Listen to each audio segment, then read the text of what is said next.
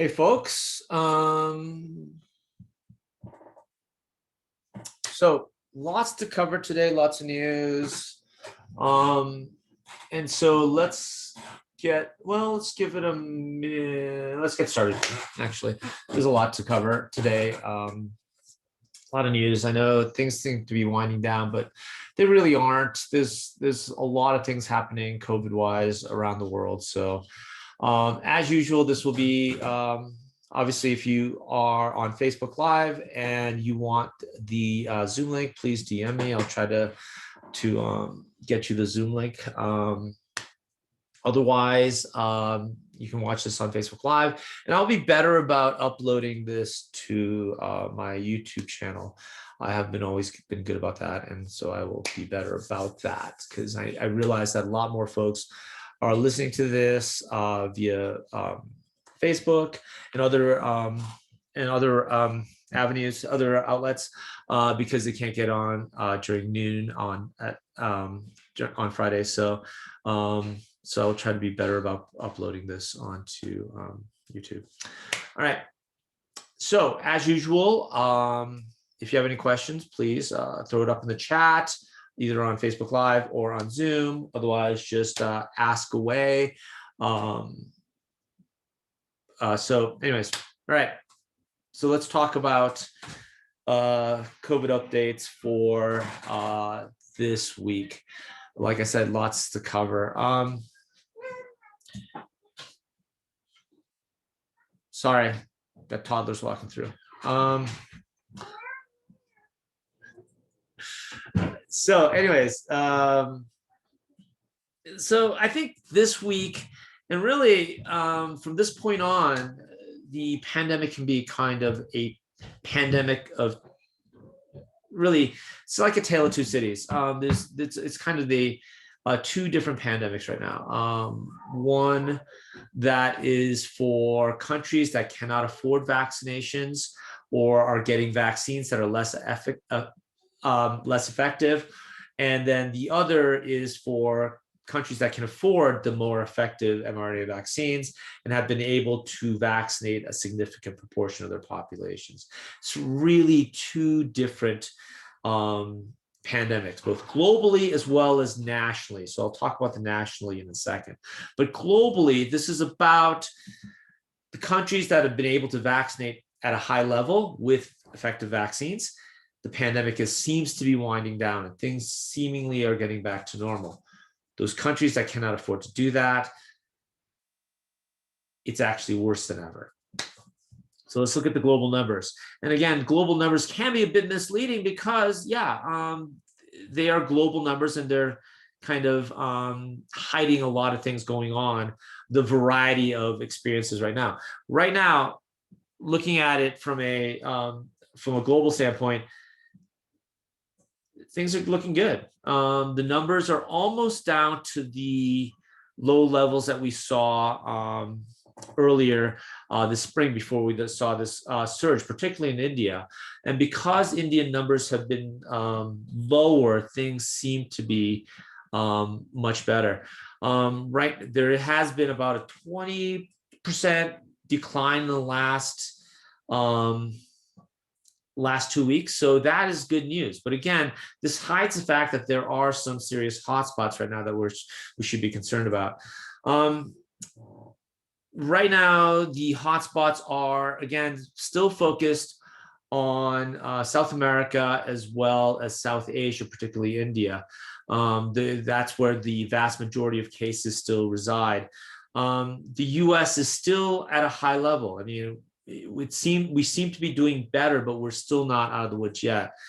As you can see by continent, you can see that just about every other continent, just about Asia, Europe, and North America, it should be more specific, are doing quite well. Asia, again, because of the declines in numbers in India, is doing quite well at this point, at least trending in the right direction. Europe and North America were trending in the right direction, but things are kind of turning. We'll talk about that. Africa is a concern. You can see that Africa, you're seeing a slight increase in cases. And because of the lack of vaccination in Africa and the lack of resources, this remains a concern for me. The real story is South America. South America still continues to struggle. You can see their numbers. They've been struggling for really the entire pandemic, and their struggle has not eased up at all, really. They're still struggling today. You can see that they're at a kind of a plateau at a very high level. So you can see that Asia, as a proportion of all cases in the world, it's really South America and Asia that's dominating, mostly South America. And the numbers seem to be getting worse in South America. They're more and more of the proportion of total cases around the world are in South America.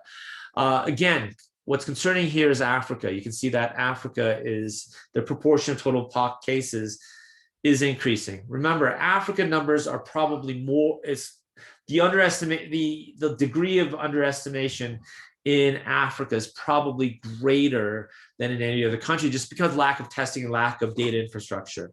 So you keep that in mind. So that's where we are globally. Now, looking at specific countries, these are the top 25 countries in terms of number of cases. So case counts. India is still is leading the way. About twice as many as Brazil, about out of 105,000, 792 cases. That's daily cases. This is a rolling 7-day average. Again, it's probably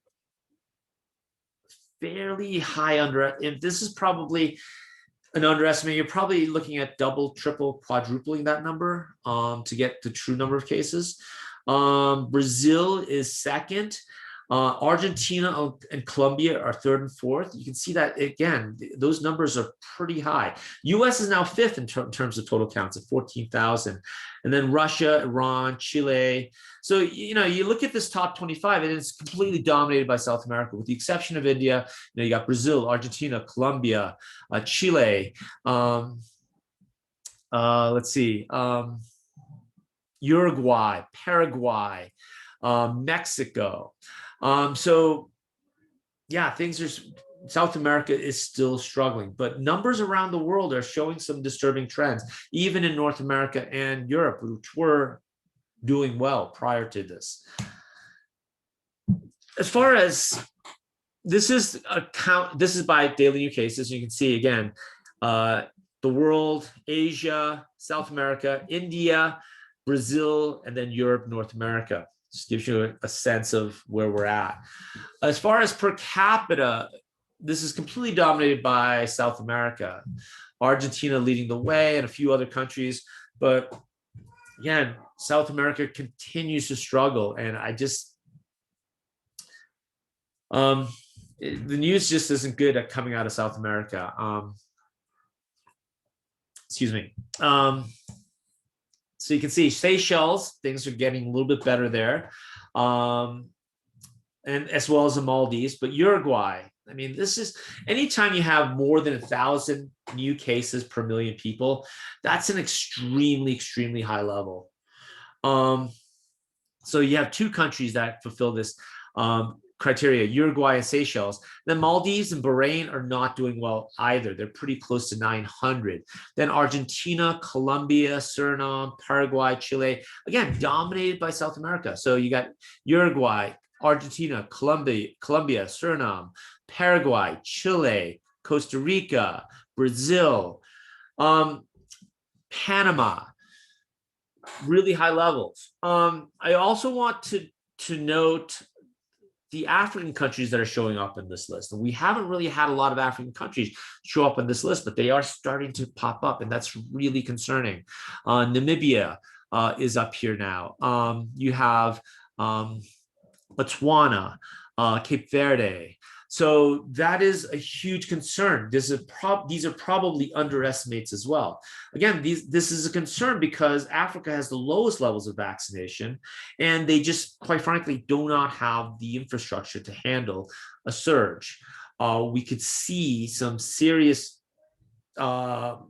mortality in those countries if we see surges, if we see these surges there. I also want to point out our old friend Sweden. Boy, Sweden's been struggling. I think there's more and more evidence that their strategy of herd immunity, allowing the disease go rampant throughout the country, is really just not worked well at all.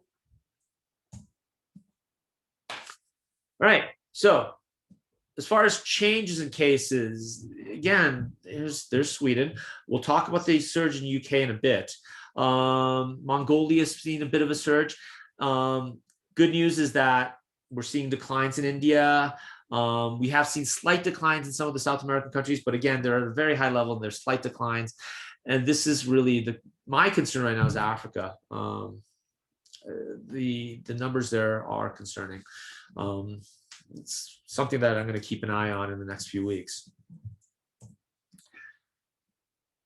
In terms of where the hotspots are right now, this is a metric that I haven't used before, but this is a really good metric to use in trying to determine how quickly numbers are increasing. And that is, how many days does it take for the number of cases to double? Fiji is seeing a serious surge right now. So Fiji, of course, is a very small island nation in the South Pacific. Their number of cases is doubling every 9 days. So that's a fairly rapid increase. Taiwan is still struggling after doing really quite well throughout the duration of this pandemic. They're right now struggling. Their number of cases doubling in 15 days. Vietnam is also struggling a bit. Timor, Thailand. I want to notice that these are countries that were previously doing quite well. Taiwan, Vietnam, Thailand, Cambodia, Laos. These were countries that were doing quite well in controlling the pandemic. And again, I've been talking about this for the last several weeks. They've been reliant on traditional restrictions, isolation, quarantines to really control their pandemic. Those are tools that they're great for short-term response to a pandemic, to get those numbers down short-term. Long-term, these are not effective tools. You cannot expect populations to isolate, quarantine, and restrict their movements for more than a few months. We're going on 18 months. We needed to be using that time that we bought from the isolation to develop vaccines and to distribute vaccines. And unfortunately, we've only been able to do that in the wealthier countries and not some of these other countries. Although you could argue that Taiwan, they didn't have an excuse for not vaccinating. I think some of the countries in East Asia just didn't have the urgency to vaccinate because, well, they were doing so well. And I think it's coming around to really kind of bite them in the butt. Japan's the example that I used. This is a country that expected to have the Olympics. They were doing a great job of controlling their pandemic, but they had no urgency to vaccinate. And now, the Olympics are at risk because they've seen surges. So again, I think, isolation, quarantine, those are effective tools, short-term tools. They are not long-term tools. They cannot be used long-term. They're not effective. You can't expect populations to isolate and to restrict their movement for more than a few months. So I think that's the kind of the takeaway message from Taiwan, Vietnam, Thailand, Cambodia, Laos, the surges in those countries. They're learning this the hard way. I mean, I applaud their populations for doing it as long as they did, but they cannot expect them to continue doing that. So this is by continent. Again, cases per million, per capita. You can see that South America is at 300 per million cases per day, and that is an extremely high level. We're talking about, 6 times higher than the next highest, which is Europe, then North America, Asia, and Africa. So South America continues to struggle mightily. And one of the concerns with a lot of the South American countries, particularly Uruguay, Chile, as well as the Maldives and Seychelles and Bahrain, is that these countries also have high levels of vaccination. So with the Seychelles, they have a higher level of vaccination than even Israel. So there's a lot of concern about seeing a surge in countries where, we have 70% plus of the population vaccinated. So we'll talk about that in a little bit. So just looking at specific continents. So this is South America. You can see Uruguay continues to lead the way in per capita cases. They are struggling, still struggling. This is a surge that dates back to probably 3 or 4 months now.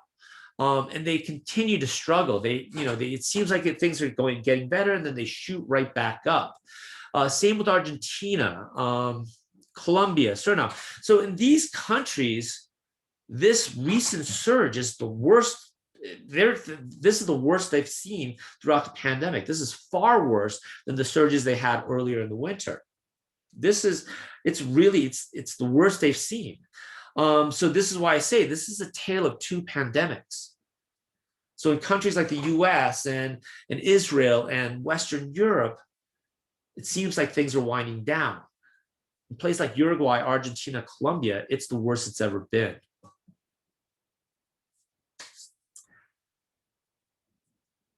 This is East Asia, and East Asia is still doing quite well, with the exception of Mongolia. There seems to have a high level of variability. Some may be due to numbers. So any country that is smaller population, you're going to have more variability. But Mongolia does have a very robust vaccination program right now. They're vaccinating like crazy. So hopefully within the next few months, we're going to start seeing effects. Remember, vaccination programs you're not going to see an immediate effect from that vaccination. It's going to take several months to see the effects of a vaccination program.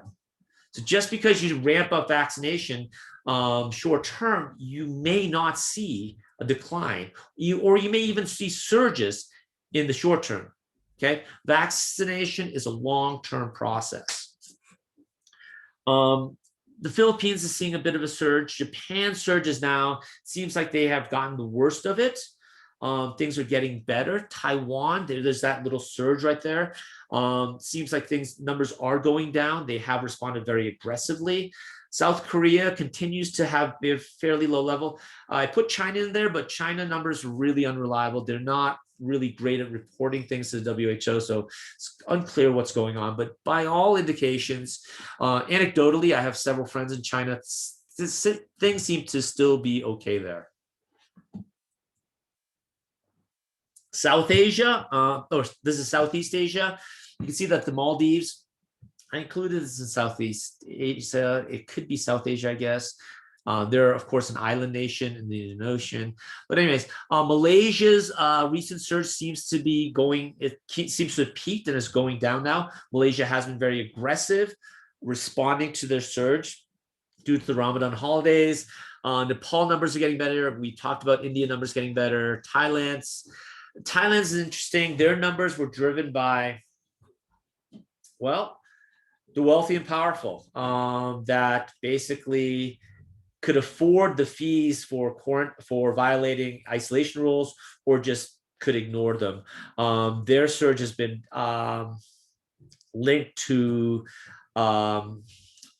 wealthy folks, as well as business, as well as politicians, frequenting clubs and restaurants illegally and spreading diseases. And now it's been established that, unfortunately, the cases have now been kind of established in slum areas, and that's where Thailand is. It's really, the Thailand outbreak right now is driven by essentially inequalities and really a corrupt government, unfortunately. Indonesia's numbers are still, they're going down now. Again, they had a surge due to the Ramadan holidays. And Vietnam, again, they had a recent surge. Again, relatively speaking, it's not very high, but still they had a surge. By their standards, it was high. Again, just showing the limitations of isolation, quarantine, economic restrictions. You can't do those for a long period of time. They will fail. You can't expect populations to endure that for longer than a few months. And it's been now 18 months.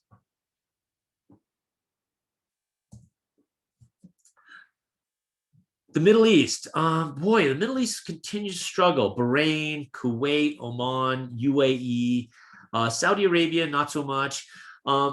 I think in the wealthy Gulf Emirates, it's driven mostly by guest workers, which, and the populations of those countries do have a high level of vaccinations, but not necessarily the guest workers. And I think that's driven, like earlier on, it's driven by their guest worker population, which again are typically workers from low to middle income countries, India, Sub-Saharan Africa, Pakistan, Bangladesh, and so on. They oftentimes don't have many rights. A lot of allegations of actual labor trafficking, and their living conditions are very poor. So I think that's what's driving them. Those surges in those countries. Again, those countries do have high levels of vaccination, but it doesn't on a national level. That's fine, but if you have pockets of the population with low levels, you're still subject to surges. And that's going to be the story in the US. Yes, the US may reach 70%, but there's going to be areas in the US, huge areas in the US, where vaccination levels may never get above 50%. And that's going to make us subject to surges. This is Africa. You can see that Cape Verde, very small country off the coast of West Africa. So there's a lot of instability there, but Botswana is a larger country and they're seeing a bit of a surge. South Africa is now seeing a surge again. Zambia is seeing a surge. So it seems like the southern part of the continent is seeing a surge, along with Cape Verde and Tunisia. It's something to keep an eye on because that is concerning. These are countries that can ill afford to have surges. They've done an extraordinary job of using traditional public health tools to control their pandemics to this point. But again, you can't expect these countries to continue doing that without access to vaccination. And that's really going to be the story for the next 6 months to a year. We need to get vaccinations to these countries ASAP. Okay, there is some progress made. I'll cover that in a second, but we need to make more progress. This is Europe. Sweden seeing a bit of a surge.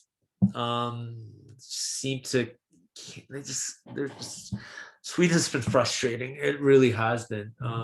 There's just, especially when you compare the experience of Finland and Norway and Denmark. They're seeing another surge. The UK surge is concerning. We'll talk about that. The UK surge, of course, is concerning because they have some of the highest levels of vaccination in the world and vaccination with very effective vaccines, particularly Pfizer and Moderna. Okay, they do have a large proportion of their population vaccinated with, of course, the AstraZeneca, which isn't quite as effective, but it is still concerning. We'll talk about the UK in a bit. And this is North America. I wanted to highlight Canada and the US are seemingly doing well, although the numbers are kind of starting to flatten out, which is concerning. Haiti's seeing a surge right now, as well as the Dominican Republic. Again, similar to Sub-Saharan Africa, surges in those countries are going to be really have the potential to really increase mortality because of the lack of healthcare facilities there. So it's something to keep an eye on. Even though Haiti's numbers seem to be low right now, their hospitals are going to be quickly overwhelmed if they see a surge of any considerable size. As far as deaths are concerned, we are now above 3.5 million deaths. Probably should multiply that by 5 to 10 times to get the true mortality rates. This is the official rates. Just to let you know how bad things still are, we've already eclipsed 6 months into 2021. We've already eclipsed 2020's total deaths. So we're not through this. We really aren't. We in the US perceive the pandemic to be somewhat, on the decline, but the rest of the world, it's worse than it's ever been. I think this is a really stunning number. This is out of the New York, the Wall Street Journal. But yeah, it's based on official deaths. Again, Multiply that by 4 or 5 times to get the true number of deaths. Okay. And this tells us, again, this is the tale of two pandemics. The worsening divide between rich and poor countries. I mean, it seems like things are going well. Again, the daily confirmed deaths per day is now below 10,000, which is progress. It's better than 14,000 that we saw. But it is very, very unequal. Most of those deaths are now occurring in the developing world, low to middle income countries, whereas earlier on in the pandemic, most of the deaths were in wealthier countries. It's completely shifted. Where the deaths are occurring, India and Brazil, South America and South Asia right now in terms of counts. India has most deaths. Again, with India, you probably multiply that by 10 times. So we're probably well over 20,000 deaths per day in India. It's just, they're just having problems counting the number of deaths. India, prior to the pandemic, estimates are 1 in 5, 1 in 6 deaths where cause of death was officially determined. Throw in a pandemic where crematoriums were overwhelmed, where they were cremating bodies in the streets, where poorer folks were unfortunately leaving the bodies of their loved ones just to float in the Ganges. Probably 10 to 20-fold underestimate of deaths. Brazil is second, Argentina, Colombia, US is now 5th. Okay. And then Russia is close behind, Peru. Again, a list dominated by South America. But there are some disturbing trends here. South Africa is showing up here.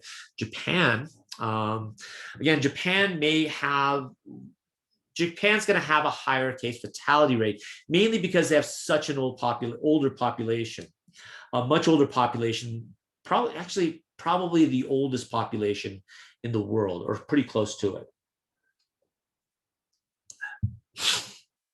As far as deaths per million, this is again dominated by South America, particularly Colombia, Suriname, and Argentina. You can see the list here. Paraguay, Uruguay. Yeah, I'm sorry, forgot to mention. Yeah, Paraguay is right there next to Argentina and Uruguay. They're 1 and 2, 17 deaths per million. Then Argentina, Bahrain, Colombia, Peru. Trinidad is showing up here, Brazil, Romania. So a list dominated by South America with some Eastern European countries in there as well. Boy, US isn't even on this list right now. But yeah, things are still really, really bad in South America. And you can see the increase in deaths in Africa. So anything in the red is increases in deaths in the last week. You see Sweden has seen an increase. But yeah, Myanmar, numbers out of Myanmar are really unstable given that they're in the middle of a coup right now. So really unstable numbers. You can see the Cambodia and Laos has seen increases in deaths, as well as Malaysia and Indonesia, as well as the Philippines. But this is really concerning as well, something to keep an eye on. I share case fatality occasionally. This is a number that doesn't change much, but the vast differences in case fatality is really, to me, fascinating. This is essentially the same disease throughout the world. Yes, there are variants, but really it's the same disease. So any differences in case fatality is not biological. It is just a function of the economic status of those countries, their response to COVID, their healthcare systems, degrees of or prevalences of being older or comorbidities, but it varies quite a bit. So some of the countries with the lowest case fatality, like Singapore, is like 0.1. I want to say it's 0.1%. So you have several countries with less than 0.5% case fatalities, but then you have countries like Peru at almost 10% case fatality. So for those of you, just as a reminder, case fatality is the percentage of people who contract the disease that die from it. So if you have 100 people who are diagnosed with the disease and one person dies from it, that's 1% case fatality. Yemen is kind of an outlier, of course, because Yemen is still in the midst of essentially an all-out war, and they have some serious issues with malnutrition, a famine of epic proportions. So it's kind of an outlier. But Peru and Mexico are interesting. Mexico in particular, because they are considered a middle income country, to have such a high case fatality, 10% case fatality, is extraordinarily high. Now, some of it may be due to lack of diagnosis, so their case counts may be extremely low. That could be what's driving it. It could be the presence of comorbidities. Mexico has a high prevalence of obesity as well as type 2 diabetes and hypertension. Those are, of course, serious comorbidities that lead to deaths. It could be that Mexico in some ways is a left-wing version of Brazil, in the sense that their response to the pandemic has not been science-based.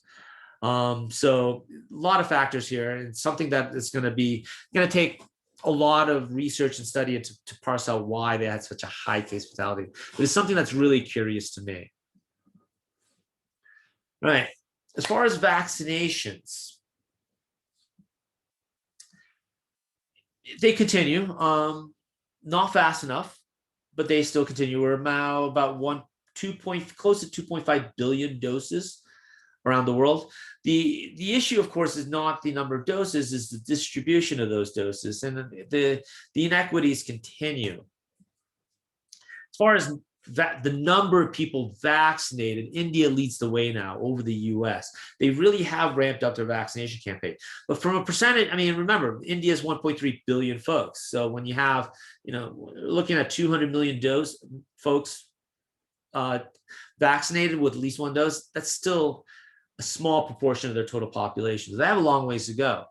And then the US, Brazil, the UK, Germany, again, what should stand out is the inequities here, okay? Mostly wealthy countries, or countries with robust in-country pharmaceutical industries like India. As far as share of people vaccination, this is why when we see surges in the Seychelles, it's a concern, because they have a larger proportion of their population vaccinated than even Israel. But they started their vaccination campaign fairly late in the game, and they've been using mostly Chinese vaccines with low efficacy. That's going to make a difference, and that's why you see surges there. Combine that with opening up a very tourist-based economy to tourists, a large number of tourists coming from places like India, and you had the setting for a surge, and that's what you saw there. Things should be getting better in the next few months in Seychelles, because they do have over 70% of their population with one dose and almost 70% with two doses. Israel remains second. I think what's frustrating with Israel right now is they seem to be stuck at around 60-65%, and they've been stuck there for the last several months. Seems that they're now faced with, well, they haven't been able to vaccinate anybody under the age of 12, of course, but they also have a hardcore base of folks who are just refusing to get vaccinated. Their numbers continue to do well, however, and I'll go over that in a second. Canada's really ramped up their vaccine campaign. Now, notice that the difference between their one dose and two dose. Canada's taken the UK approach, meaning that they have focused on getting as many people vaccinated with one dose as possible. The second dose is secondary. So some folks are waiting 3, 4, 5 months to get that second dose, because they're really focusing on getting as many people with one dose as possible. Now, previously, we said that this was a good strategy. However, the presence of the variants, those folks with only one dose are quite vulnerable, especially to the variants. So I think Canada, and this could be, we'll talk about that with the UK. Could this be the reason why we're seeing a surge in the UK? Possibly. But yeah, Canada's, in any case, Canada's done an extraordinary job of ramping up their vaccinations very quickly. They're now at over 60%. They have far more people than even the US with one dose, and in a very short time period. Also, keep in mind with Canada, they've really started to ramp up their vaccination campaign fairly recently. So they are still susceptible to surges right now, okay? UK seeing a surge, Bahrain, Chile. Again, Chile has a has a lot of their population vaccinated, yet they're still seeing surges. Same with Uruguay.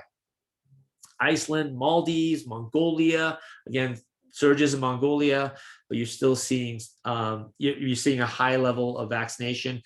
Hungary, Qatar, US is now fairly far down the list in the number of people we've got vaccinated, and that's been frustrating for a lot of us. Trust me. Western Europe is starting to catch up. Keep in mind, a lot of people think that vaccine hesitancy is a uniquely American phenomenon. It's not. A lot of European countries have a high degree of hesitancy as well. If you followed the anti-vax movement prior to COVID, you know that the anti-vax movement is very active in Western Europe. So that's going to be a challenge for certain European countries, particularly France. France has a fairly high degree of hesitancy. Germany does not. The UK does not. So it kind of varies in Europe. As far as rate of vaccination, so these are daily doses administered per 100 people. Dominican Republic has really ramped up their vaccination campaign. I'm not quite sure with what vaccine. I could not find that data, but they really ramped things up. Same with Mongolia, Iceland, China is really, they are vaccinating, I think, 20 million people a day, which is an extraordinary number. And so their domestic production has increased quite a bit, and they're really working hard to get their population vaccinated. Cuba, Belgium, so a lot of Europeans. Canada is over 1. I consider anything over 1% of the population per day being vaccinated is an extraordinary pace, and is very good. I put the US here as a reference. We're at now 0.33. We peaked at about 1.4, but those days are long gone, and we're now vaccinated about 0.3% of the population per day. We'll talk about that a bit, but our vaccination rates have slowed down considerably compared to a lot of countries in around the world, particularly in Europe. This is, again, back to my tale of two pandemics. You can see the share of people who received at least one dose. Anything in the blue is positive. Anything in red, that's low levels. And you can see that that Africa is just the most vaccinated countries in Africa have maybe 10% of their population. I mean, there's a few exceptions, for example, Morocco, but really Africa is really behind and really susceptible to surges right now because of the low levels of vaccination. Yeah, really, that's the story. And then, of course, a few Central Asian countries as well. These are shares fully vaccinated, again, dominated by the wealthy countries, with a few exceptions like Chile and Uruguay and Mongolia. As far as number of doses administered, Asia is, because, again, led by India and China, is really leading the way as far as the number of doses. Europe has now exceeded North America. North America has slowed down. Canada is, of course, really ramped up their vaccination, but the U.S. vaccination efforts are really lagging right now. So Europe is now past North America in terms of number of doses administered. South America and Africa lag behind by a considerable margin.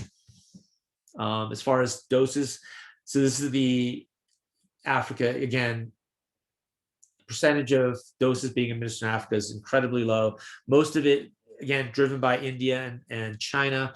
Most of the largest proportion of doses being administered right now is in Asia. With Europe staying steady, North American, the shares are declining, and South America is still really, really lagging.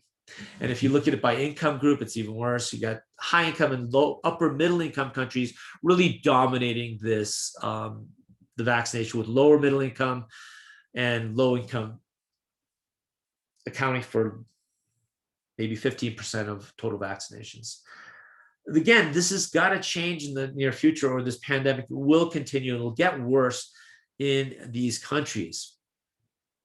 And I think the perception of the pandemic in this country is that it is now declining. Things are getting better.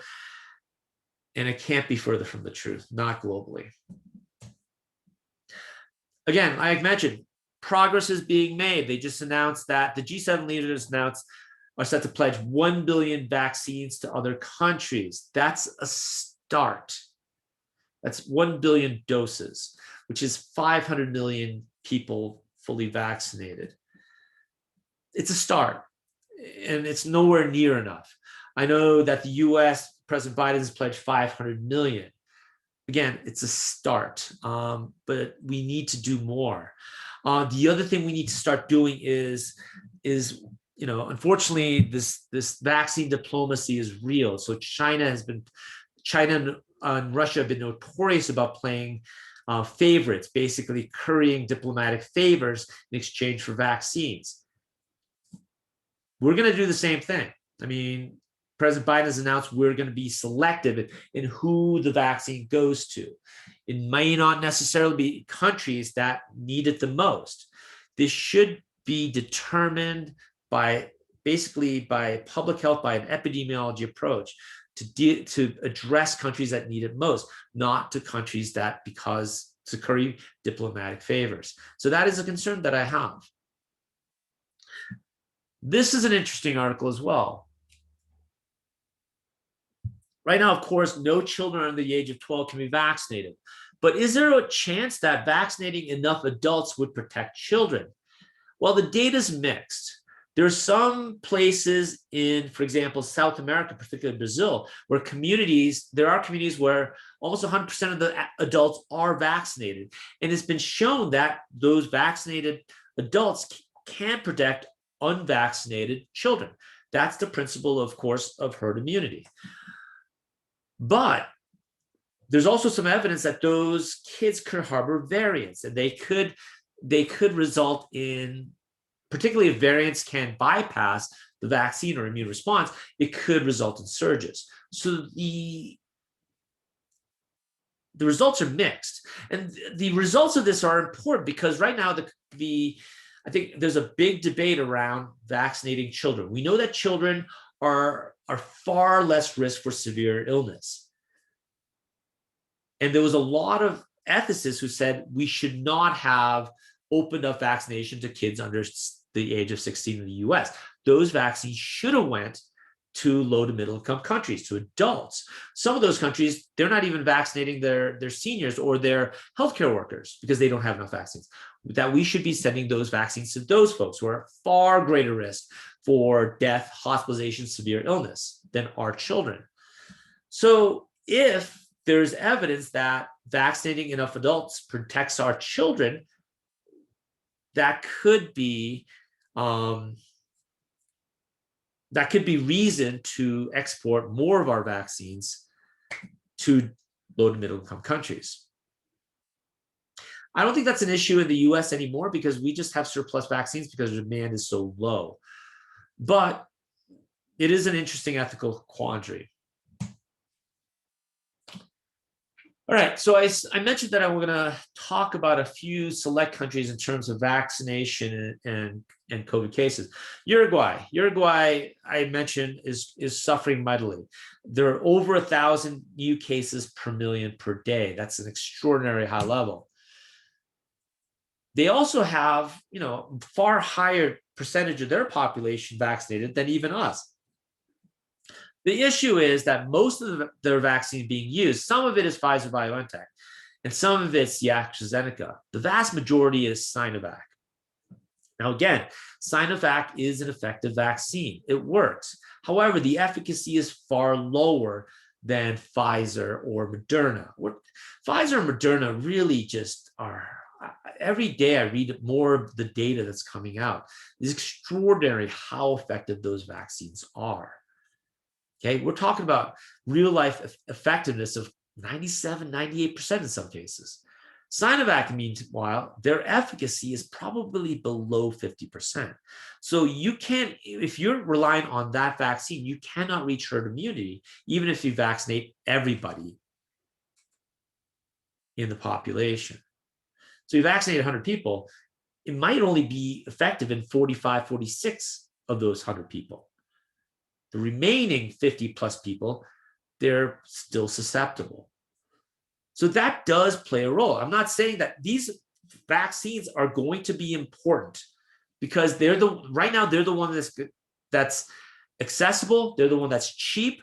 They're the ones that can be distributed without the infrastructure that the mRNA vaccines need.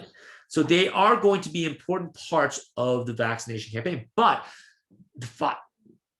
I would love to see the percentage of vaccinations by Sinovac be less than the Pfizer-BioNTech, or maybe having a third booster.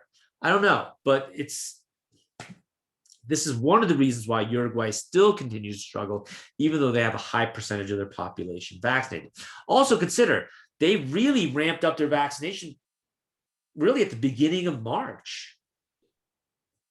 They've only reached 3 million just recently. So again, I mentioned before, vaccination campaigns take time you're going to need time for it to see effects on COVID cases. Just haven't quite had that time yet in Uruguay. Chile as well. So Chile is still at a high level. And yet Chile also has a high degree. I mean, again, they are probably 60% plus with at least one dose. But again, most of their doses are Sinovac. And that's going to have an effect. And they started a bit earlier than Uruguay. But they're still only about 4 months out of their vaccination campaign. This is when you'll start seeing those effects. Remember, once you get the first dose of a vaccine, you wait about a month to get the second dose, and then about 2 weeks to get full efficacy. So that's a 6-week point between the first dose and full efficacy. Okay, that's in one person. An entire population where you're only, you ramp up the vaccination campaign, you're only vaccinating maybe 1% of the population a day, it's going to take a while to see the effects of that. Meanwhile, this is the US. We are very privileged to have the vast majority of our vaccination through some extraordinarily effective vaccines, the Moderna and Pfizer-BioNTech. Again, they're effective in all ages. It's just really amazing vaccines. And it's just amazing how we just hit it on the ballpark just from the onset. So really, really done well. Really, really great, amazing vaccines. Let's talk about the UK. There is a bit of a surge, and it is concerning because, again, the UK does have a high degree of vaccination. Now, they took the approach similar to Canada. They're going to vaccinate as many people as possible with one dose.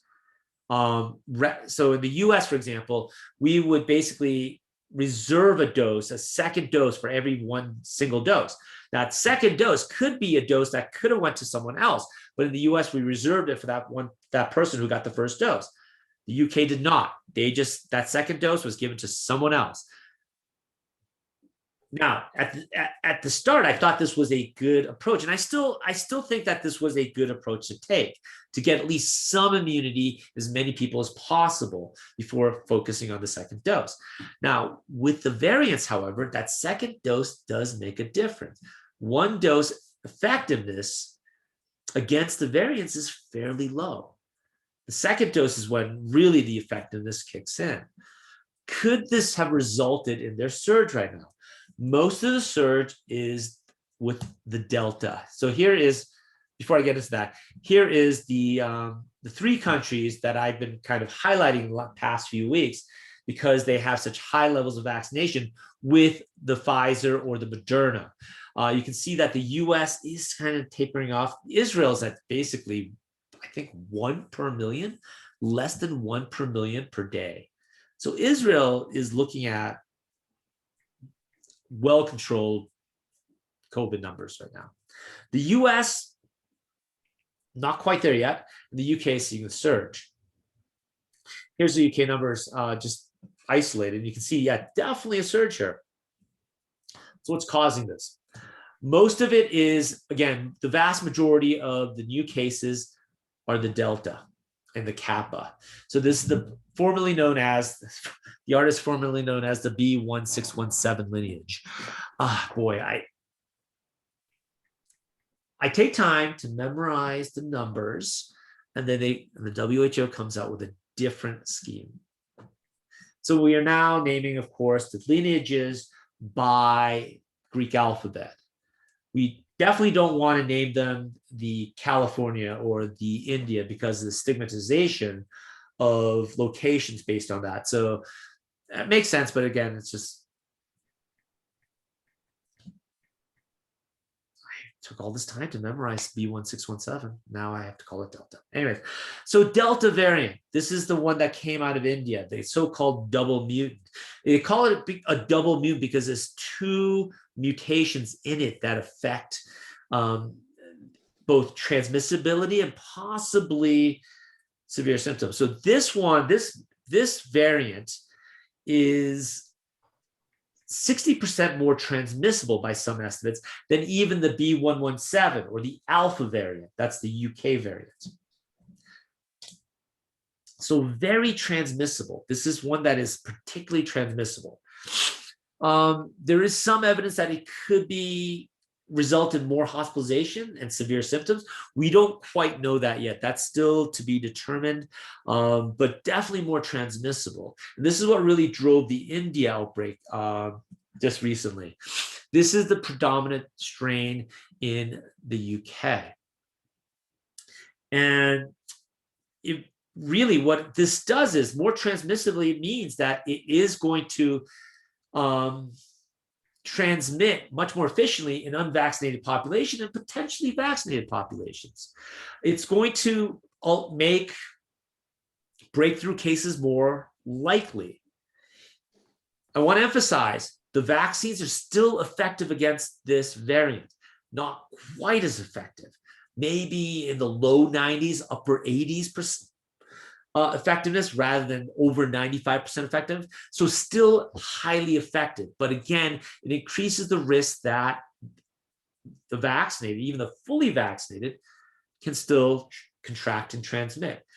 For folks with only one vaccine, they're much more likely to have a breakthrough infection or transmit. So this is why the Delta is concerning. Now, what is the solution to this? Well, vaccinate. The vaccines are still very effective. The people who are most at risk are those who are unvaccinated or have only one dose. So the solution is quite simple. Vaccinate more folks. Okay? It is even more crucial now. With the variants, also, it increases our challenge because that hypothetical herd immunity level now goes up because you have a more transmissible disease. One of the reasons why the herd immunity level for measles is so high, because measles is so transmissible. We're talking about an R0 of 17 or 18, meaning every infected person spreads it to 17 or 18 people. COVID R0's estimated anywhere from 2 to 5, assuming a susceptible population. So that's a huge difference. But again, the more transmissible disease is, the more people we have to vaccinate in order to achieve population level protection. So yeah, the Delta variant is 91% of new UK cases. That's what's really driving this right now. What I'm curious as to get data, and I don't think this data is out yet, is what percentage of the new cases are fully vaccinated. My guess is very, very, very low. My guess is the vast majority of new cases are unvaccinated folks. But I'd like to see that data out of the UK. And that'll give us a better idea of how effective the vaccines are against the variant. We know they're effective, but how effective? So again, vaccines are still highly effective against the Delta variant, okay? This was a small study in the UK, comparing it to the Alpha variant, which is the B117 variant, the UK variant, that it's about 88% effective against symptomatic disease, the Pfizer-BioNTech against the Delta variant, compared to about 93% effective against the Alpha variant. So again, really, really, really effective. Okay. So really the solution here is to vaccinate more people. Okay. This isn't something that is going to, again, the solution is right there staring us in the face. I am still, I mentioned a few months back, I am not as concerned about the variants as some other epidemiologists, mainly because the vaccines remain highly effective against these variants. And we haven't seen a lot of new variants. It seems like these variants have all the same mutations. So it seems like there's only a certain number of mutations that can occur with SARS-CoV-2. We haven't seen any significant mutations that really change how this virus interacts. So I'm still not as concerned, but again, the transmissibility definitely is a concern. But again, we do have a solution. Just vaccinate more and more people with these vaccines. The other reason why I'm not as concerned is because of the technology around the mRNA vaccines makes it really, really quick and easy to develop boosters. So we can very quickly turn around and develop a booster for the Delta variant. It wouldn't take long. It would take probably a few months to develop that booster, and and then that would really solve this problem. So here are Israel's numbers. Again, about 1 per million per day. They're an extraordinarily low number, even with only 62, 63% of their population vaccinated. They're doing quite well. They're doing really, really well. So that's really good news. And all the data coming out of Israel just shows how effective the Pfizer-BioNTech vaccine is. This is deaths. Again, of course, one of the biggest benefits of the vaccines is how effective they are against hospitalizations and deaths. And again, even with these surges in the UK, I don't think the number of deaths is going to be anywhere near it was before, because they have vaccinated those at most risk. So, and younger folks, of course, are less likely to die from COVID. So we're not going to see and we know that the vaccines are highly effective. I mean, they're effective against infection, but they're highly effective against deaths and hospitalization. So I don't think we're going to see, even with these surges fueled by the variants, I don't think the death numbers will ever see the peaks that we saw earlier on. Again, in countries like the UK and the US. So here's R naught, and you can see that the UK now touched on 1.5 and R naught of 1.5. Again, an R naught, an R naught of above 1 means that the outbreak is growing. The number of people with the disease is growing. Each generation, it grows by 1.5. So that is a concern. So UK is definitely seeing a bit of a surge right now. Oh, I'm sorry, this is wrong. This is, why is this messed up here? Oh, sorry, ignore this part. I forgot to delete that. This is a study. I just wanted to talk about this real quick. So the first data, so if you recall, there's a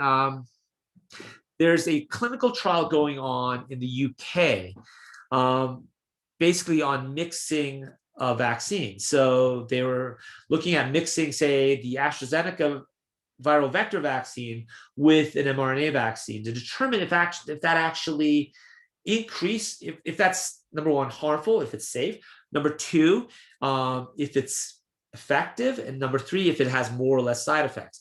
So the first studies coming out of it was safety data, and it showed that mixing a vaccine could create slightly higher levels of side effects. Nothing significant, but a little bit more uncomfortable for folks. We didn't know about effectiveness. Now, theoretically, using two vaccines with very different mechanisms could actually enhance efficacy.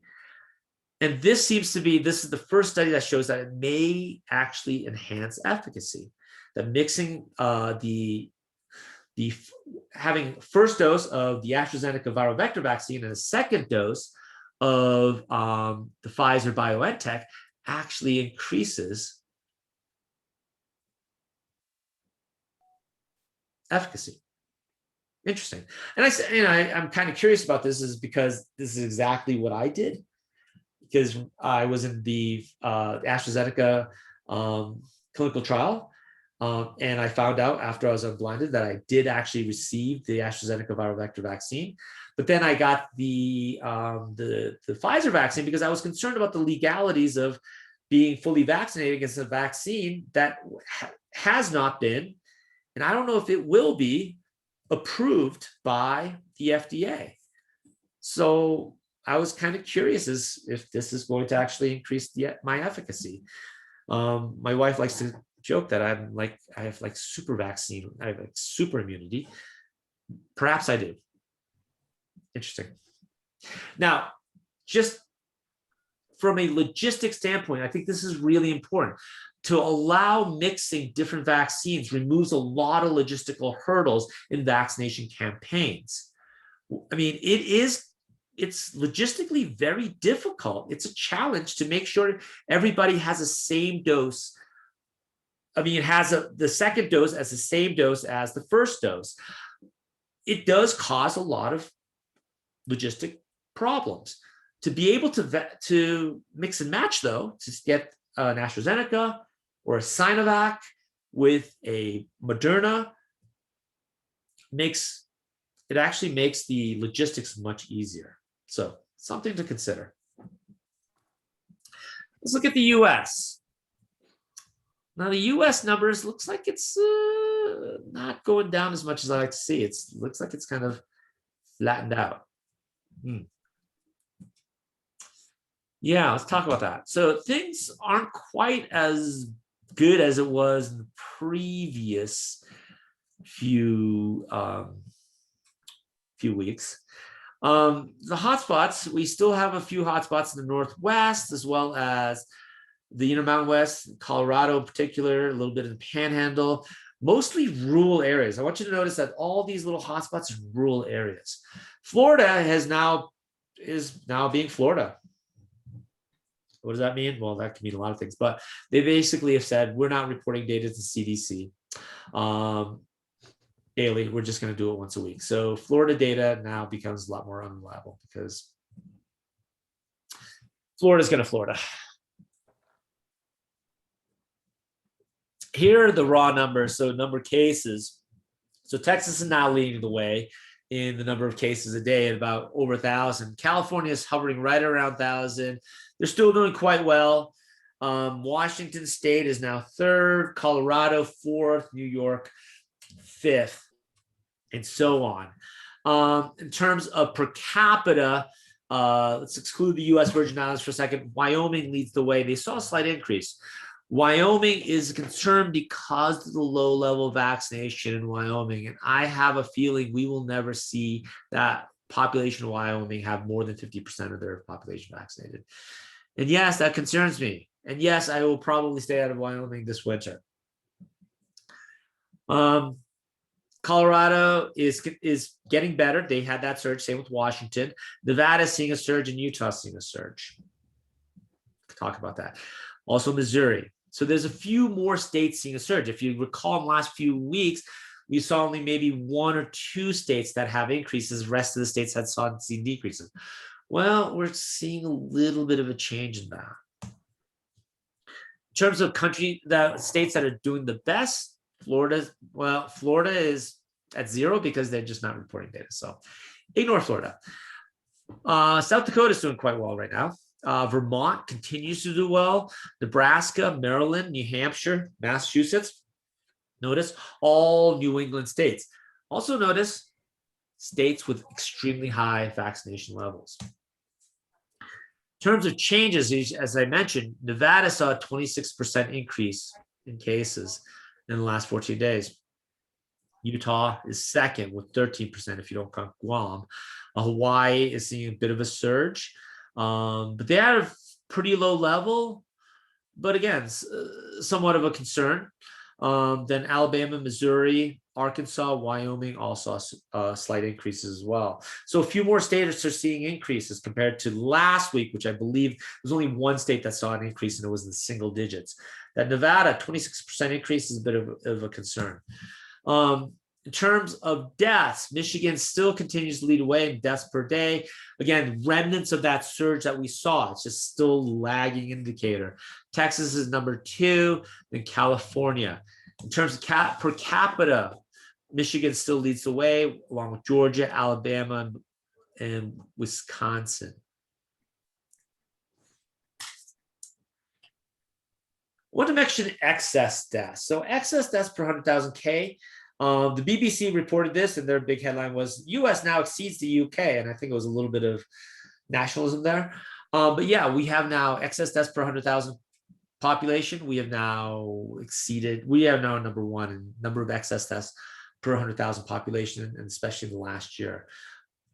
So not something to be proud of. This is data that I shared with you weeks ago, but I want to revisit this because in the US, like I mentioned, in the world, it's a pandemic. It's basically tale of two pandemics. Same thing with the US. It's a tale of two pandemics. And this isn't necessarily based on socioeconomic status, although that does play a role. It's based on vaccinated versus unvaccinated.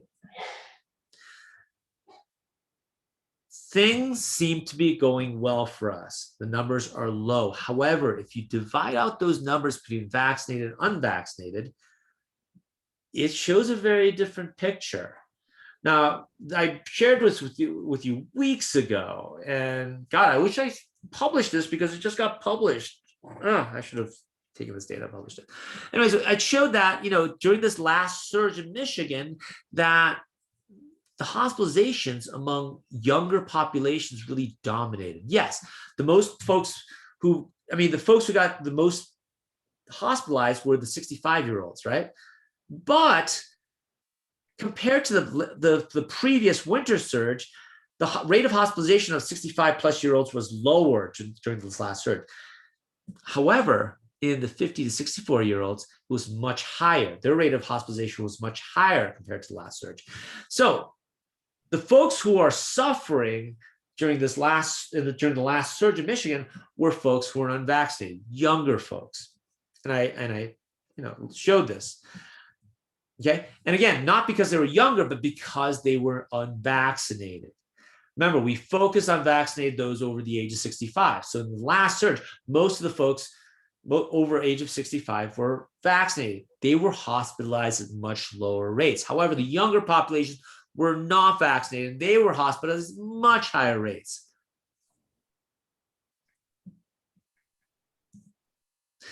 And I mentioned this last week. The MMWR actually published this, okay? Not just Michigan, but many, many other states, basically showing that this is the hospitalization for 0 to 4-year-olds, and this dotted one's 12 to 17-year-olds. And you can see their hospitalization, they were hospitalized at much higher rates during this last surge. Why? Because they were not vaccinated.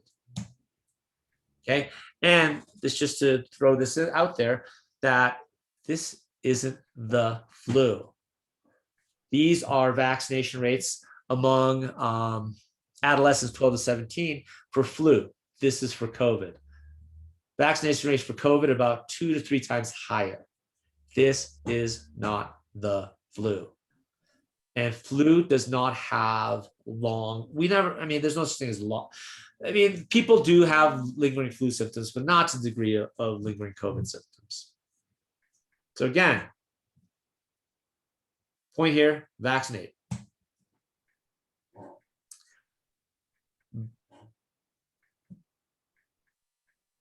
But here's the thing. Deaths are down because of the vaccinations, because we did vaccinate those who are most susceptible for death. And so, yes, we still are doing quite well in terms of deaths. But again, yeah, it is a tale of two pandemics. Those who have not been vaccinated for those who have not been vaccinated, the numbers are actually, in some states, they're worse or equal to the surge that we saw in the winter. So here's the share of COVID deaths by age groups. So you can see over the age of 75, it's declined quite a bit. Why? Because we've really focused on vaccinating those folks. 50 to 74, it's increased a bit, but it's stabilized. But here's the 30 to 49, those have increased. Under the age of 30, those have increased. Okay. Why? Because they haven't been vaccinated. We can look at it by age and race too. So this was an article out of the Washington Post, actually, that published this. Okay. And then by place of death, yeah, you can see, and this is, I think, a great news, deaths in nursing homes have declined dramatically. Why? Again, because we've focused on vaccinating those folks first, because remember, they account for almost 40% of all deaths in the US for COVID was in nursing homes. We focus on them and their deaths declined dramatically. Also, I just wanted to point out, right now, COVID is a rural disease. You can see these are the counties with the highest mortality rates from COVID, and you can see they are all in rural areas. Okay, there are very few large urban areas that are represented here.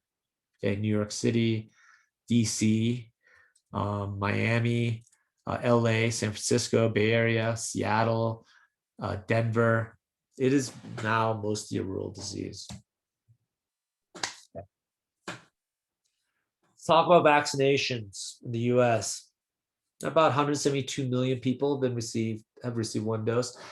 We are now behind we're probably not going to reach President Biden's goal of 70% of the population, at least one dose by July 4th. We have slowed down. 52% have at least one dose, about 62% of 12 and up, which isn't bad, but it's not great either.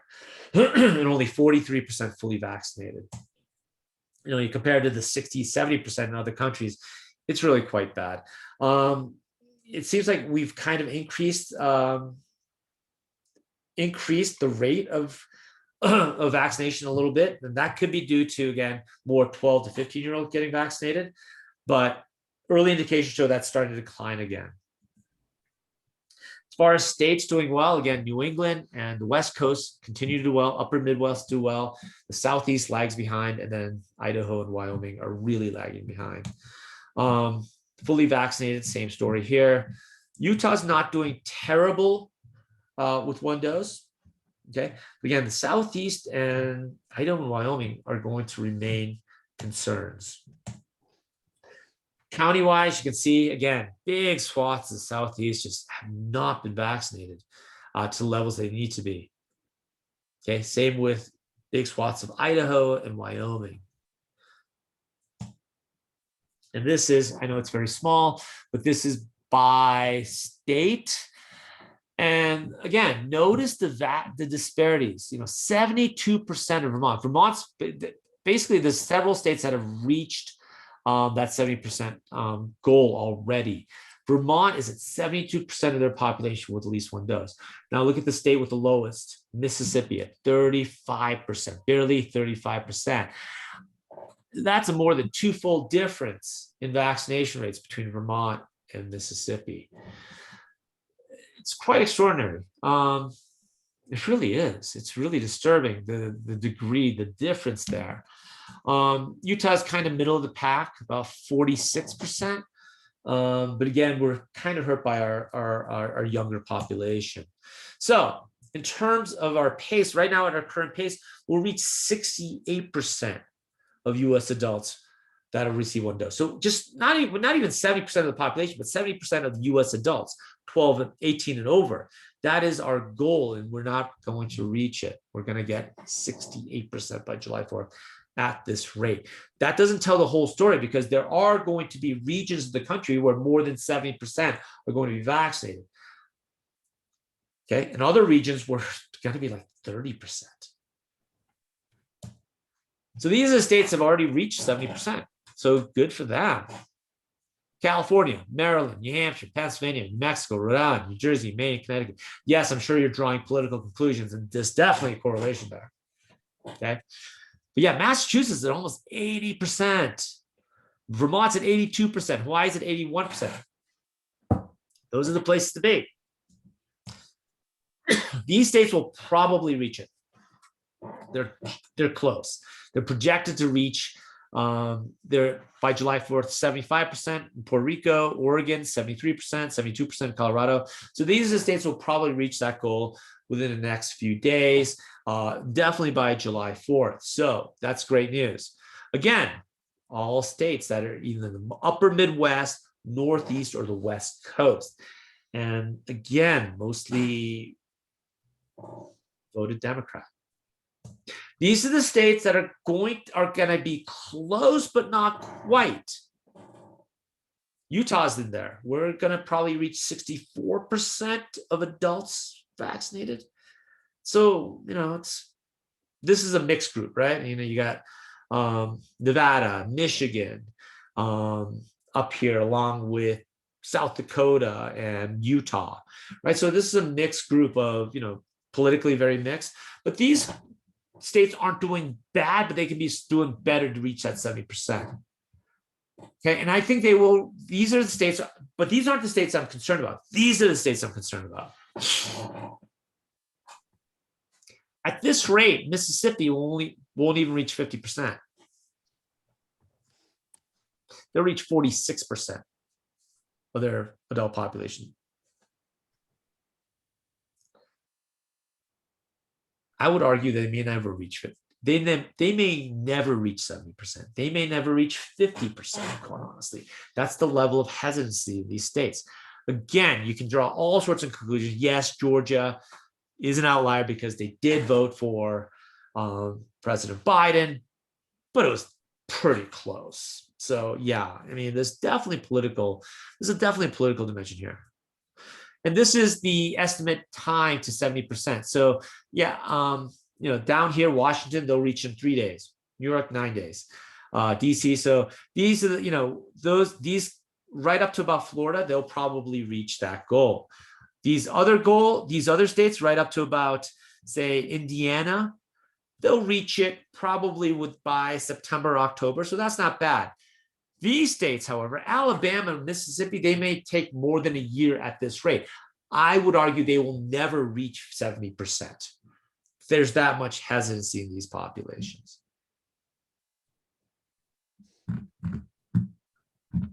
You notice Wyoming's third, and Idaho's up here as well. So Utah's not doing terrible. Could we do better? Yes. I think you'll see a big surge in Utah vaccinations when we finally get children approved because of the number of children in the state. This was interesting. And I don't know what conclusion to draw with this, but I'll share it anyways. This is share of adult populations vaccinated in each of these different campaigns. So this is 09-10 H1N1 outbreak, and that's the vaccination levels. And then the 2019-2020 flu vaccination campaign, and then the COVID vaccination campaign. Now, of course, 2009-2010, COVID wasn't so politicized. Vaccination wasn't politicized. Yes, you had anti-vaxxers, but they tended to be in places like California. So you had California having really low levels of vaccination. Pennsylvania, New Jersey, Connecticut, New York having low levels. Then look at compared to the COVID-19 vaccine. So California all of a sudden has more people vaccinated, and South Dakota has less people vaccinated. It's just kind of fascinating how this changed. Look at Oklahoma. The 2019-2020 they had one of the higher levels of flu vaccines, one of the lowest levels of COVID vaccinations. Some states were very, very consistent. Mississippi, Alabama are consistently low. They consistently had low level of vaccination, but other states changed up quite a bit.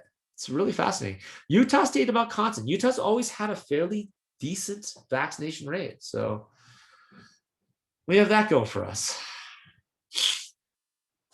In terms of vaccination rates by social vulnerability, it still remains very divergent. So again, that story of poor versus wealthy, privileged versus unprivileged, is still at play in the US, but it's also vaccinated versus unvaccinated.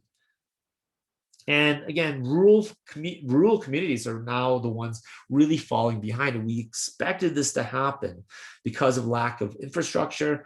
I mean, the Pfizer vaccine, as wonderful as it is as a vaccine, from a logistics standpoint, it is not the easiest vaccine to deal with.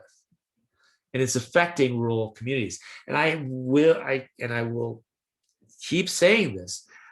Our decision to suspend the Johnson & Johnson vaccine was such a mistake, because that was a vaccine that was really, really effective in rural communities, in communities where it takes a long time for people to get to an appointment to get vaccinated. 1 dose is so much better than 2 doses. And it's so much easier to store and administer. It's a huge mistake, and this is contributing to this. The lingering doubts about Johnson & Johnson vaccines, it's still pervasive today. This is the latest in hesitancy rates. So this was actually administered. This is from the U.S. Department of Health and Human Services, from the Assistant Secretary for Planning and Evaluation. This is based on actual polling data. The darker the color, the more hesitancy there is. So we're talking about more than 30% hesitancy. So you look at the states here, the South is well represented here, as is the Northeast. Notice Utah's not so bad, actually. Utah's not been so bad, particularly in the Wasatch Front. Yes, the Utah rules is some greater hesitancy, but it's not so bad. But again, you can also make you can overlay this map with the political map, and it would probably be an exact match.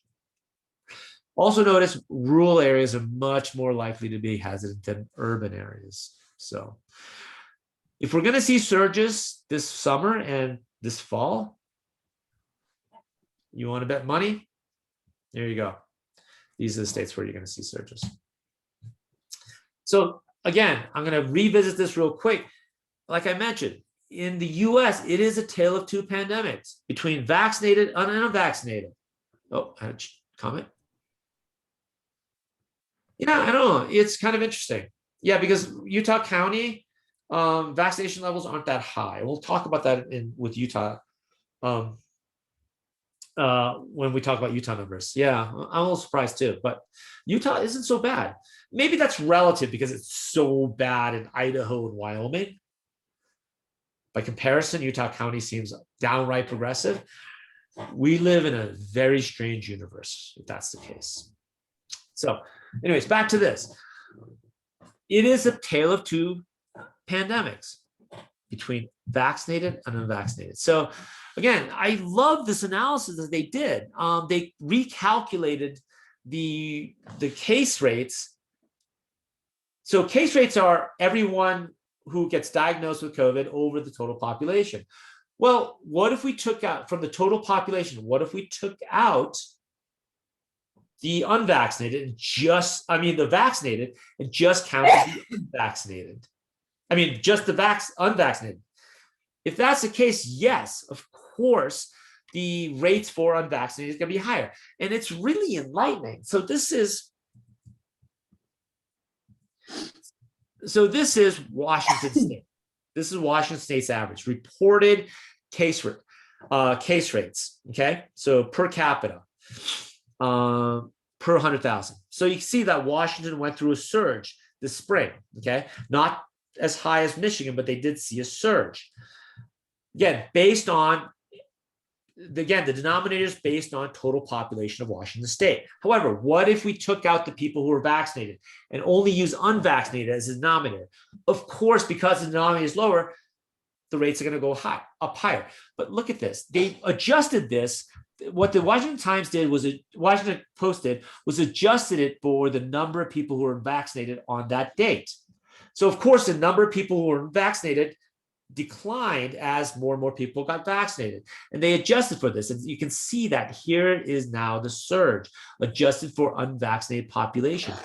For unvaccinated folks in Washington, this surge was just as bad as the winter surge. So even in the US, for people who are vaccinated, things are as bad as it ever been. The risk is just as high. I think that's the message we need to send out. It is bad for unvaccinated folks. All the cases we're seeing are amongst unvaccinated folks. All the deaths we're seeing are among unvaccinated folks. All the hospitalizations, unvaccinated folks. Okay, in every state. Look at Colorado, adjusted for vaccination. Their surge was almost as bad as the winter surge. Maine, it was as bad as the winter surge. That's 2. Okay, so Michigan, look at that. Hospitalizations.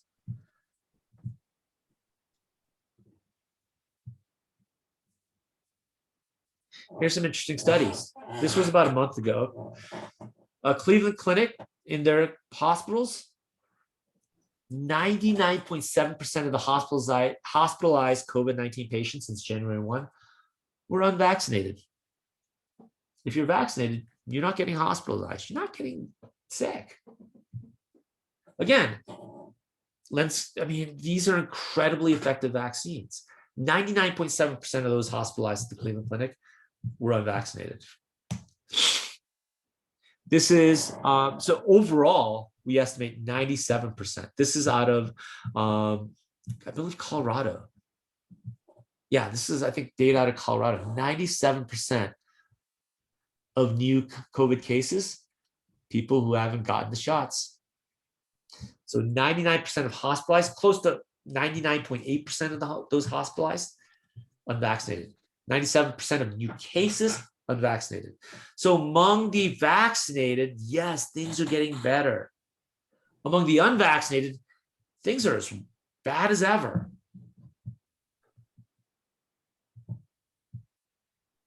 Yes, I'm speaking a lot with my hands. Easy solution, get vaccinated. Yeah, I mean, easier said than done, right? So I think that's really just really compelling stuff. So yeah, if you're not vaccinated in this state, in this country, you are still, boy. And here's the thing, the more people who are vaccinated are out there, the more likely you're going to have breakthrough cases among those who are vaccinated too. So it affects all of us. Now, some people might take this data and be smug about it. It's like, I'm vaccinated, I can do whatever I want. But really, no, not really, not yet. We're not totally safe. We're much safer, of course. But again, as long as there are people who are unvaccinated who are getting infected, the risk of breakthrough infections increases. Because this is 99.7, not 100. But it also is, I mean, just, these vaccines are incredibly effective. Okay, let's talk about Utah real quick. Utah is seeing a bit of a surge. I don't know if anybody had to, in fact, let me look at today's numbers. I put a post on over the weekend. I didn't like the weekend numbers. They were kind of high. It's really concerning. For weekend numbers, they were really high. And I said, this is something worth keeping an eye on. And in fact, we are seeing a bit of a surge. 13% increase in the 14-day. Now, the timing seems to really coincide with Memorial Day. I said that if we're going to see a surge from Memorial Day, we're going to see it right now, and boom. We don't know if that's the case or just a natural surge. My guess is, and I'd love to get this data, most of those who are being diagnosed right now are unvaccinated. Okay. So here's by county. Salt Lake City, of course, Salt Lake County leads the way, and then Utah County. Salt Lake County is actually kind of flat. What's driving this seems to be Utah and Davis counties, the burbs, and Cache County. Those are the counties that are seem to be driving it. Good old Utah County. Yeah. Per capita, Daggett County continues to struggle. They have one of the worst vaccination rates, mainly because it's logistic issues. Daggett County is, if you've ever been up there, it's in the over by Flaming Gorge. So really the closest cities to that county are in Wyoming, really. Evanston, I believe. Yeah, Duchesne is kind of close, but it's kind of, yeah, it's way the heck out there. And they've tried to have some vaccine clinics, but they have really low levels and they're still seeing a surge. Uinta County is seeing a bit of a surge. Grant County continues to struggle with numbers. And you can look at the hospitalization numbers. So again, driven largely by all the visits that they had over the spring when weather was nice in Moab. You know, they had Jeep Jamboree and all these big events, and they're suffering from it. Duchesne County seeing a bit of a surge. Same with Carbon, and then you see Davis County. As far as surges, Summit County is seeing a bit of a surge, but it's not huge. I mean, we're talking about they're at 4 per 100,000, so they're doing quite well.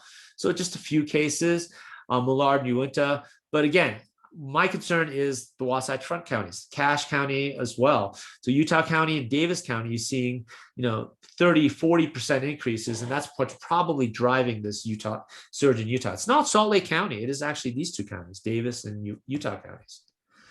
Our case and this the test positivity is correlating. We're seeing an increase in test positivity. Today, by the way, 266 more cases. So yeah. So you can see the uptick in the case positivity, as well as an uptick in outpatient visits for COVID-like illnesses. It's not as much in the ER, but in outpatient clinics. And I would expect ER numbers to go down because, again, most folks who are unvaccinated right now are younger folks. They're more likely to have mild symptoms and more likely to go to outpatient symptoms rather than be rushed to emergency rooms. So this kind of corresponds to, again, mostly young people getting the disease, mostly unvaccinated. So our vaccination rates aren't horrible, but they could be better. We are now 46% of the total population with one dose. Okay, we are seeing a little bit of a surge in vaccinations, though, so that's a positive. So according to Utah State Health Department records, we are now about 59%, close to 60% of those over the age of 12 with one dose. So that's really good news. So again, once we adjust for the fact that we have a young population, we're not doing terribly. Can we do better? Of course. We're not doing terribly. Here it is. Here's the counties by vaccination rates. Summit County leading the way, with Uinta County kind of lagging behind by a lot. Now, I did this analysis. I'm running out of time again because I always run out of time. I did this analysis looking at small areas, though. So Utah, small areas. So those counties are big. Some of these counties are massive. And there's differences in population. So what the Utah Department of Health does is split up the state into what's called 99 small areas. Small areas are adjusted for population size. So they roughly have about 15 to 60,000 people per small area. Okay. I mean, some areas are so massive, they couldn't go above, they couldn't do really above 15,000 because, I mean, you imagine some areas in Utah, there's very few people. So anyways, there's 99 of these small areas. So obviously there's a ton of small areas along the Wasatch Front, and rural areas this one's a massive, that's a huge small area. So small area, right? So I looked at the vaccine rates by small area, according to the state health department. And here they are. So if you look at small areas, if it's even more dramatic a difference. So this is one dose. So Park City, okay, that's not just Summit County, but Park City is at 78% with at least one dose. Daggett and Uinta counties at 27%. So this, I apologize, this is really small, but there's a lot of stuff here. So this is really fascinating. And this, you can, yeah, obviously there's a strong correlation between socioeconomic status and education levels, urban, rural. There's a lot of factors that are dictating this, but I found this really, really fascinating, breaking it down to small areas. Okay, so it's just, you can just kind of take a look at it and just see, okay, different areas. So you got Salt Lake Foothill, Mill Creek, Salt Lake City downtown, Avenue, Sugar House, all with really high rates. Mill Creek, Holiday, Cottonwood, Sandy, mostly Utah, Salt Lake County, throw in some Summit County, Sandy, Draper, South Jordan, Midvale, Murray, a lot of, actually mostly Salt Lake County. Yeah. And then down here, Tremont, boy, Nephi, no one's getting vaccinated there. 27% of Daggett and Uinta counties. Oh my gosh, that's just really, really low. Eagle Mountain, 33%. That's of course a very conservative area. You know, Spanish Fork, boy, it's just this, it's fascinating. I need to sort through this and just kind of really process this. Look at Provo, BYU at 41%. You would expect a college, well, maybe not. It's hard to say. This is by full vaccination. Nephi, Mona, all of 23%, and Park City at 65% full vaccination. Again, this is total population. And the differences are really stunning, quite honestly. It really is. Now, I did one step further. I did a total population. Yeah, Kristen, sorry. Total population, not 18 above. Total population. I did, and I mean, part of it is Park City is older than some other parts of the, but this shouldn't, I mean, I'm talking about a more, almost a threefold difference between Nephi, Mona, and Park City. Ugh. Anyways, you can find your own small area and do your own comparisons. Sorry about those who are not from Utah. Well, most of you are from Utah or lived in Utah before you decide to escape to a tropical paradise. So you can probably relate to this a bit. So the next thing I did, because I'm a nerd, I actually did a little correlation between small area vaccination rates and COVID rates per capita. So I did a quick little correlation. Again, simple, took me 2 seconds. It isn't pretty because I don't have a pretty, graphics program.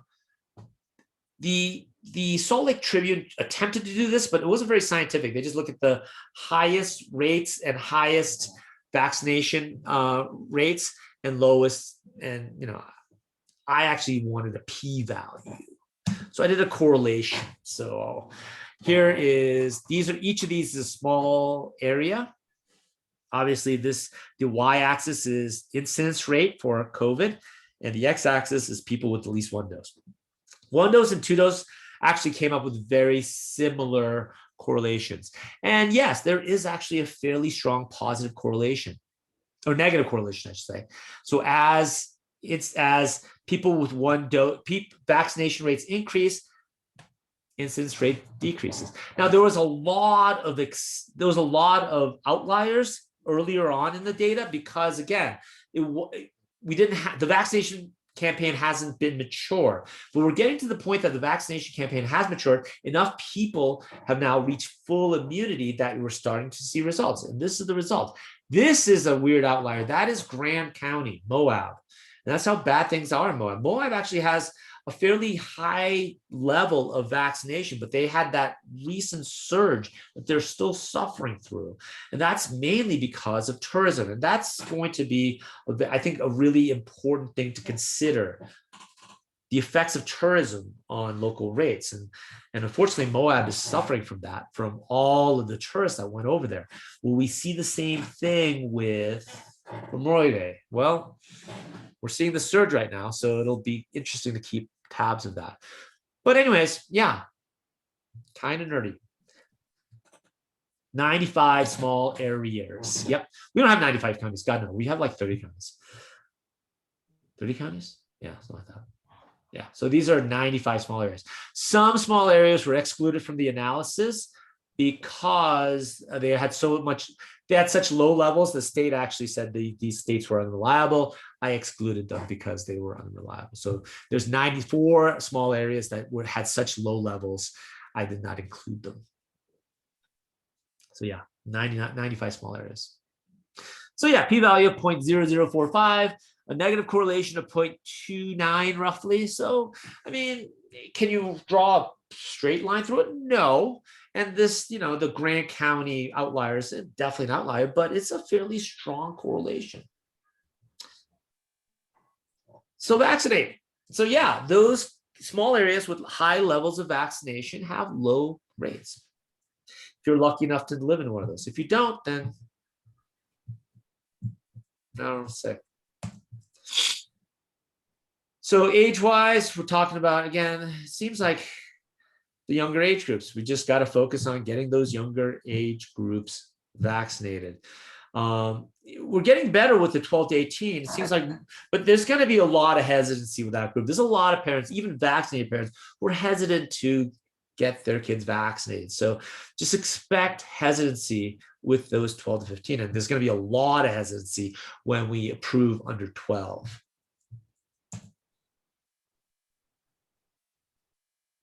I think that's it. Yeah. Oh. Any questions or comments?